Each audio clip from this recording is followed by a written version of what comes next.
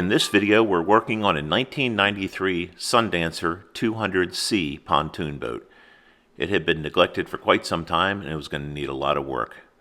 First, we wanted to get everything apart and take a look at the flooring to see if there were any issues, but I think we knew the answer to that.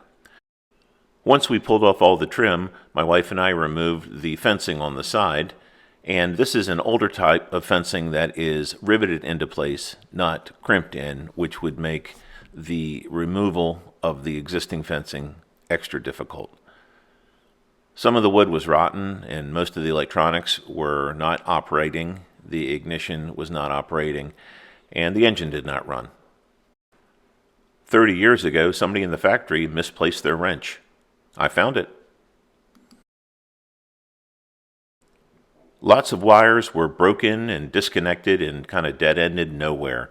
So we just decided we're going to remove everything down to the bare bones and start fresh.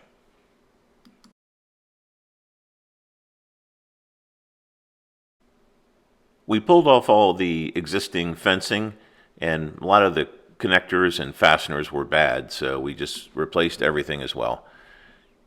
In this particular case, we decided that we're going to paint rather than replace the aluminum because we couldn't really remove it because of all the rivets. 30 gallons of bad gasoline, anyone?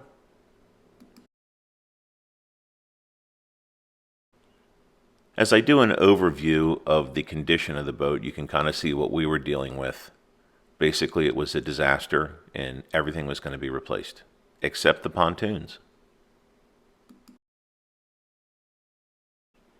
Every inch of electrical wiring is going to be replaced, along with a new ignition harness. And also we're going to be replacing the old analog gauges and senders with a multifunction display from Simrad, which is going to make everything a lot more modern and reliable and accurate. Time to get to work.